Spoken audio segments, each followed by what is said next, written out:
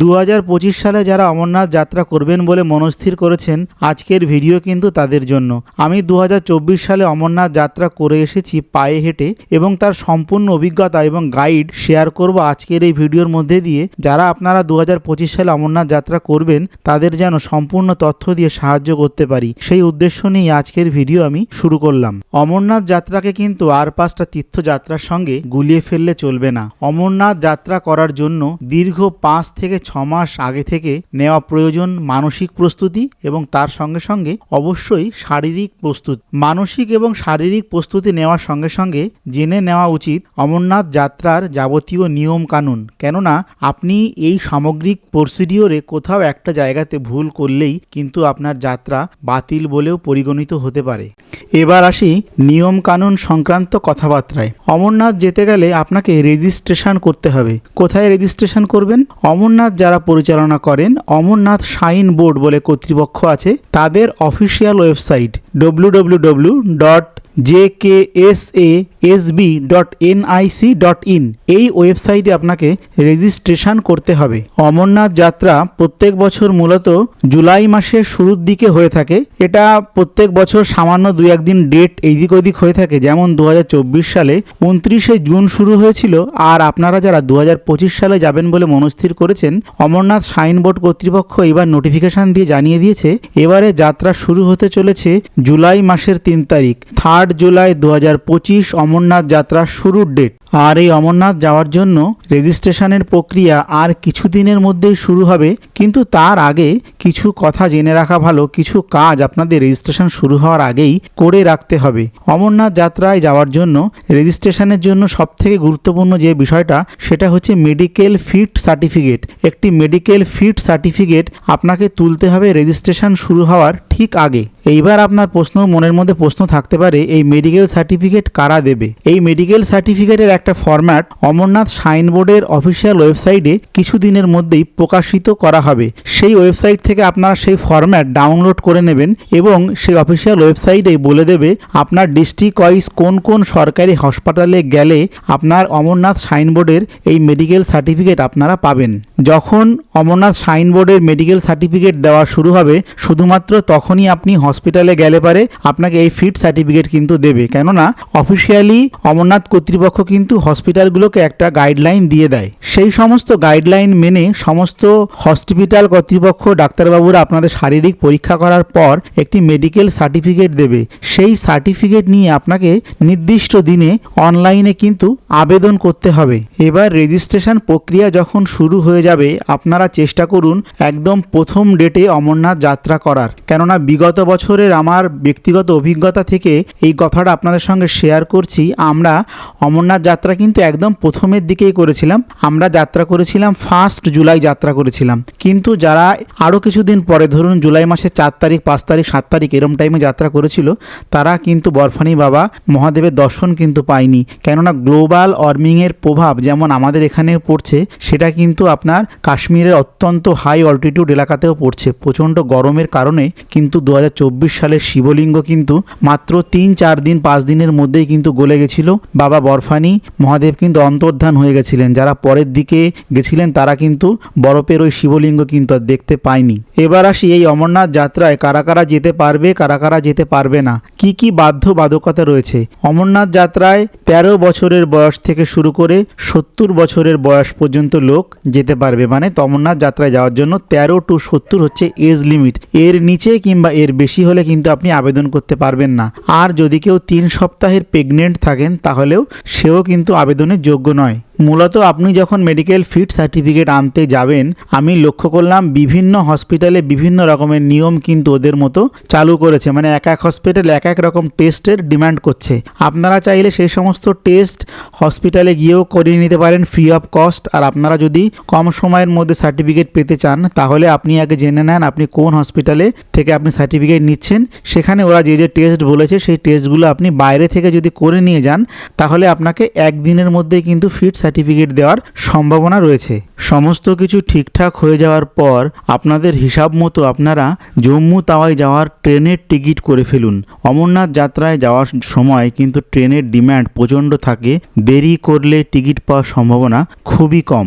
কলকাতা থেকে জম্মু তাওয়াই রেলওয়ে স্টেশনে পৌঁছানোর জন্য আমাদের এখান থেকে 3টি ট্রেন চলে, যার মধ্যে সবথেকে ভালো ট্রেন হামসফর এক্সপ্রেস, যেটা কিনা প্রত্যেক সোমবার শিয়ালদা স্টেশন থেকে দুপুর 1:10 ছেড়ে চলে জম্মু তাওয়াই রেলওয়ে স্টেশনের উদ্দেশ্যে। আপনি ট্রেনে চেপে জম্মু তাওয়াই রেলওয়ে স্টেশনে পৌঁছে গেলেন। এবার আপনার শুরু হলো অমরনাথ যাত্রার মূল পর্ব। স্টেশনে পৌঁছানোর পর আপনার প্রথম কাজ হবে RFID কার্ড সংগ্রহ করা। RFID কার্ড বিভিন্ন জায়গা থেকে দিয়ে থাকে। জম্মু তাওয়াই রেলওয়ে স্টেশনের বাইরে থেকে দেয়, ওখান থেকে ভগবতীনগর বেস ক্যাম্প থেকে দেয়, পেহেলগাম থেকে দেয়। যারা বালটাল থেকে যাবেন, বালটাল থেকেও আপনারা RFID কার্ড সংগ্রহ করে নেবেন। সব থেকে ভালো আপনারা যদি জম্মু তাওয়াই রেলওয়ে স্টেশনের বাইরে থেকেই RFID কার্ড সংগ্রহ করে নিতে পারেন, সেটা আপনাদের জন্য সব থেকে ভালো হবে। এই প্রসঙ্গে বলে রাখি, অমরনাথ যাত্রা কিন্তু দুভাবে করা যেতে পারে। এক হচ্ছে প্রথাগত পদ্ধতি, পায়ে হেঁটে আপনি যেতে পারেন, আর আপনি চাইলে কিন্তু হেলিকপ্টারে করেও যেতে পারেন। আর একটা বিষয় হচ্ছে অমরনাথ যাত্রা দুটো জায়গা থেকে শুরু হয়। একটা হচ্ছে পেহেলগাম বেস ক্যাম্প, আর একটা হচ্ছে বালটাল বেস ক্যাম্প। আপনারা যে কোনো জায়গা থেকেই কিন্তু পায়ে হেঁটে এবং হেলিকপ্টারে দুভাবেই যাত্রা শুরু করতে পারেন। অমরনাথ যাত্রা আপনারা চাইলে নিজেরা থেকে করতে পারেন, নিজেদের দায়িত্বে করতে পারেন। আর যদি মনে করেন যে না, আমি সরকারি গাইডলাইনের মধ্যে সরকারি সিকিউরিটি কনভয় করে আপনাকে নিয়ে যাবে, সেইভাবেও আপনি করতে পারেন। যদি আপনি নিজেদের মতো করতে চান, তাহলে শ্রীনগর থেকে নেমে RFID কার্ড সংগ্রহ করে আপনারা গাড়ি রিজার্ভ করে পেহেলগামে পৌঁছে যাবেন, কিংবা বালটাল থেকে যাত্রা শুরু করতে চাইলে বালটালে পৌঁছে যাবেন। আর যদি মনে করেন যে না, আপনি কনভয়ের মধ্যে দিয়ে সরকারি সুরক্ষার মধ্যে দিয়ে আপনি অমরনাথ যাত্রা করতে চাচ্ছেন, তাহলে আপনাকে স্টেশন থেকে বেরিয়ে একটা টোটো, অটো করে কিংবা বাসে করে পৌঁছে যেতে হবে ভগবতীনগর বেস ক্যাম্প। সেখানে আপনাকে পৌঁছে যেতে হবে।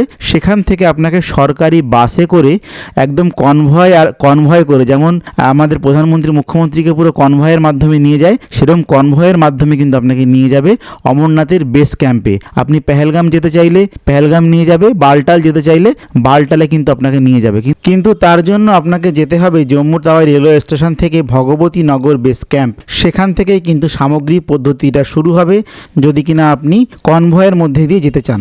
এইভাবে আপনি বেস ক্যাম্পে পৌঁছে যাওয়ার পর আপনি চাইলে হোটেলেও থাকতে পারেন, আপনি চাইলে অস্থায়ী ক্যাম্পেও থাকতে পারেন। আপনারা যদি পেহেলগাম থেকে যাত্রা শুরু করেন, তাহলে তো সেখানে হোটেলের ব্যবস্থা রয়েছে, তার সঙ্গে সঙ্গে ক্যাম্পেরও ব্যবস্থা রয়েছে, টেন্টেরও ব্যবস্থা রয়েছে। কিন্তু আপনারা যদি বালটাল থেকে যাত্রা শুরু করেন, তাহলে কিন্তু সেখানে কোনো হোটেলের কোনো সার্ভিস নেই, সেখানে কিন্তু অস্থায়ী ক্যাম্প গড়ে উঠেছে। আপনারা কিন্তু সেই ধরনের অস্থায়ী ক্যাম্পে থাকতে পারেন। মোটামুটি ক্যাম্পের ভাড়া এক একটা গ্রুপ অনুযায়ী কম বেশি হয়ে থাকে। যদি বেশি লোক থাকেন আপনারা গ্রুপে, তাহলে পার হেড ওই 300 থেকে 400 টাকার মধ্যে হয়ে যাবে। বেস ক্যাম্পে আপনাদের লাগেজ সমস্ত কিছু রাখার পর আপনাদের খাবারের পর্ব সেরে নিন। খাওয়ার জন্য আপনাদের কোনো চিন্তা করতে হবে না। বেস ক্যাম্প এরিয়া জুড়ে প্রচুর লঙ্গর রয়েছে, সেখানে ভেজ আইটেম যত ধরনের হয়ে থাকে, একদম কি বলবো, পনির থেকে শুরু করে প্যাটিস থেকে শুরু করে আপনার ফল, বিভিন্ন জায়গা থেকে বিভিন্ন ধরনের ভান্ডারা লেগে থাকে। তারা বিভিন্ন ধরনের খাবার আপনাদের খাওয়াচ্ছে একদম টাটকা, বিনামূল্যে আপনারা সেই সমস্ত খাবার কিন্তু খেতে পারেন।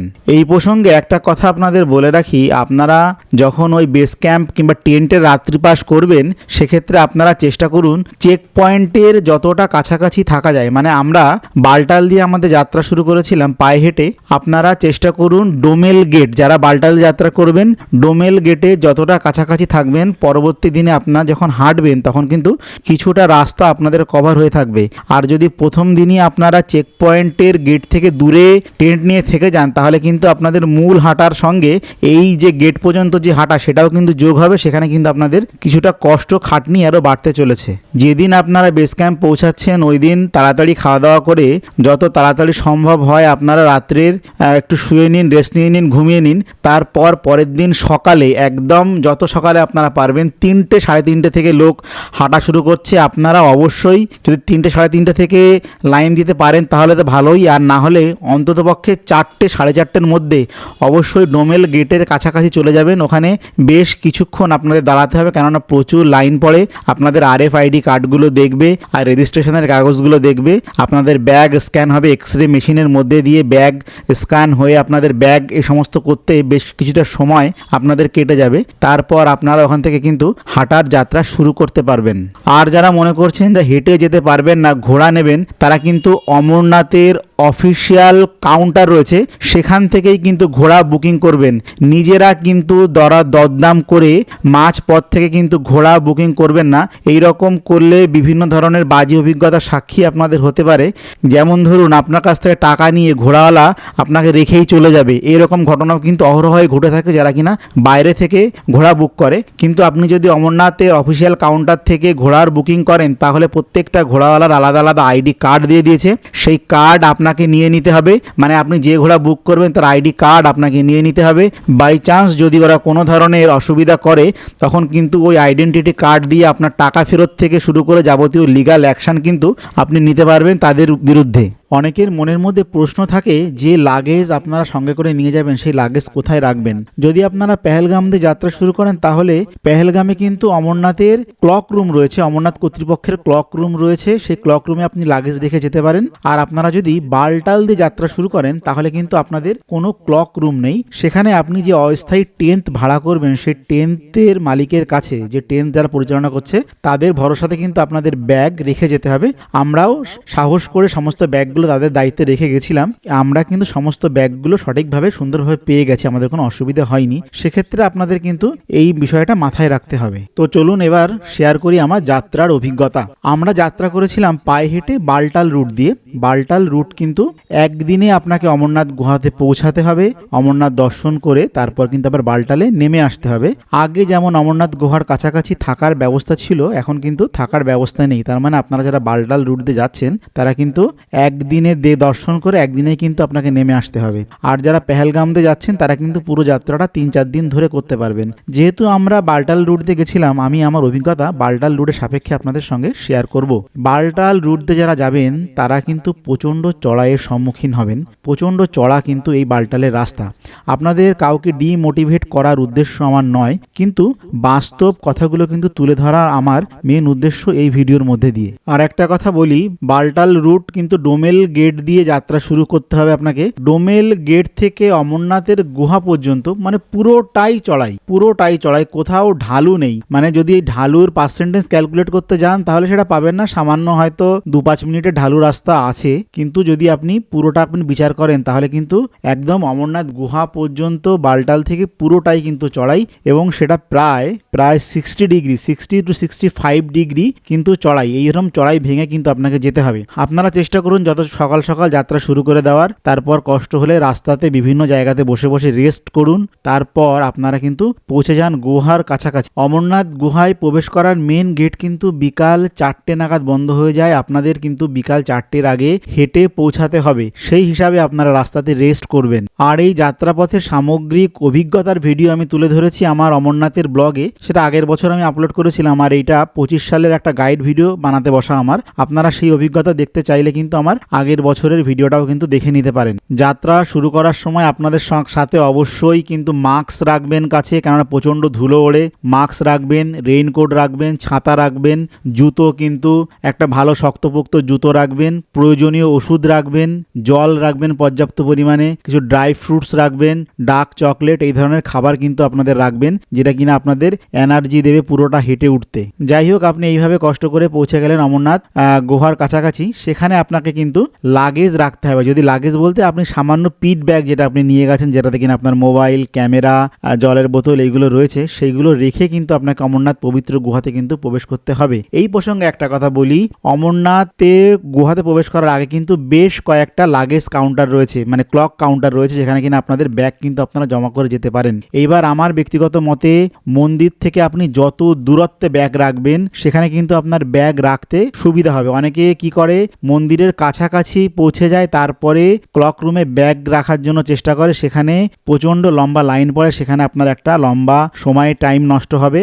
এবং সেই ক্লক রুমগুলোর যদি ক্যাপাসিটি ফুল হয়ে যায় অনেক সময় কিন্তু সেই ক্লক রুমগুলো ব্যাগ রাখা বন্ধ করে দেয়। সেক্ষেত্রে আপনাকে আবার মূল গুহা থেকে আবার পিছনের দিকে এসে কিন্তু ব্যাগ রাখতে হবে। সেই জন্য আমার যে ব্যক্তিগত অভিজ্ঞতা হয়েছে তাতে আপনারা চেষ্টা করুন অমরনাথ গুহার পরিসরে পৌঁছানোর পর যে ক্লক রুম আপনি প্রথমে দেখতে পাবেন সেই ক্লক রুমেই আপনি আপনার ব্যাগ রেখে দিন। কিন্তু যদি আপনারা ব্যাগ নিয়ে মন্দিরের কাছাকাছি চলে যান সেখানে কিন্তু ক্লক রুম আছে, কিন্তু সেখানে কিন্তু দীর্ঘ লাইন দিতে হবে, এই বিষয়টা কিন্তু মাথায় রাখবেন। আর এই দীর্ঘ পথ চলতে চলতে যদি আপনাদের কারোর শরীর খারাপ করে মাঝে মধ্যেই কিন্তু আর্মির মেডিকেল ক্যাম্প রয়েছে, সেখানে কিন্তু আপনাদের স্বাস্থ্য পরীক্ষা করে নিতে পারেন। এবার আপনাদের যদি হাঁটতে হাঁটতে যদি শরীর প্রচণ্ড খারাপ হয়ে যায় সেখানে কিন্তু আপনারা রানিং অবস্থাতেও ঘোড়া পাবেন, দরদাম করে নিতে হবে, সাবধানতার সাথে উঠতে হবে। কারোর শরীর পারমিট করছে না তাও জোরপূর্বক কিন্তু কোনো কাজ করতে যাবেন না, কেননা অমরনাথ যাত্রাতে কিন্তু অনেকেরই এই ধরনের ভুল সিদ্ধান্ত নেওয়ার কারণে অনেকের প্রাণহানিও হয়ে থাকে। এটা কিন্তু মাথায় রাখবেন, আপনার শরীর পারমিট করলে তবেই আপনি মনোবল নিয়ে আস্তে আস্তে হাঁটবেন। যদি দেখছেন শরীর পারমিট করছেন না, ওভার স্মার্ট হওয়ার কোনো প্রয়োজন নেই, তাহলে কিন্তু ঘোড়া পিঠু এগুলোর সাহায্য অবশ্যই নিন। যারা বালটাল রুট দিয়ে যাত্রা করছেন তাদের বলবো আপনারা কিন্তু ব্যাগে পর্যাপ্ত পরিমাণে খাবার রাখবেন, কেননা যেহেতু বালটাল রুটে রাস্তার প্রচণ্ড খাড়া, সমস্ত জায়গাতে কিন্তু লঙ্গর সেট আপ করার পরিস্থিতি নেই। টোটাল যাত্রাপথে 3 থেকে 4টি জায়গাতে লঙ্গর রয়েছে, কিন্তু সেটা কিন্তু অনেকটা দূরত্বে। এবার আপনাদের হাতে কিন্তু জল, খাবার, ড্রাই ফ্রুটস এগুলো কিন্তু রাখবেন। আপনারা এটা মনে করবেন না যে বেস ক্যাম্পে যে ধরনের লঙ্গর পরপর অ্যাভেলেবেল রয়েছে উপরেও কিন্তু ওই ধরনের লঙ্গর পরপর অ্যাভেলেবেল থাকবে। লঙ্গর আছে বই কি আছে, কিন্তু সেটা কিন্তু অনেকটা দূরত্বে রয়েছে। যাই হোক, মোটামুটি একটা গাইডলাইন তৈরি করে দেওয়ার চেষ্টা করেছিলাম, জানি না কতটা সফল হয়েছি এই ভিডিওর মধ্যে দিয়ে আপনাদের অমরনাথ সম্পর্কে ধারণা দিতে। মোটামুটি আজকের এই আলোচনামূলক ভিডিওটা এখানেই শেষ করছি। আর আপনারা যদি মনে করেন যে না একদম লাইভ অভিজ্ঞতার সাক্ষী হয়ে ভিডিওগুলো দেখতে চান, তাহলে কিন্তু আমার অমরনাথ যাত্রার 2টো পর্ব রয়েছে। সেখানে কিভাবে আপনি পৌঁছাবেন, লঙ্গরে যাবতীয় ফেসিলিটিস কী রয়েছে, টেন্ট কেমন রয়েছে, অমরনাথ যাত্রাপথ কেমন, সমস্ত খুঁটিনাটি বিষয়গুলো নিয়ে আমি আলাদা ব্লগ বানিয়ে রেখেছি। আপনারা কিন্তু সেই ভিডিওটাও দেখে নিতে পারেন। এবং এর সঙ্গে সঙ্গে যদি আপনারা কাশ্মীর বেড়ানোর পরিকল্পনা করেন, অমরনাথ ঘুরবেন এবং তার সঙ্গে সঙ্গে কাশ্মীর বেড়ানোর পরিকল্পনা করবেন, তো কাশ্মীরের প্রত্যেকটা জায়গা অনুযায়ী কিন্তু আমার ভিডিও রয়েছে, আপনারা কিন্তু সেই ভিডিওগুলো দেখে নিতে পারেন। যাই হোক, ভিডিও আর দীর্ঘায়িত করব না, আজকের মতো ভিডিও এখানেই শেষ করছি। সকলে ভালো থাকবেন, ধন্যবাদ।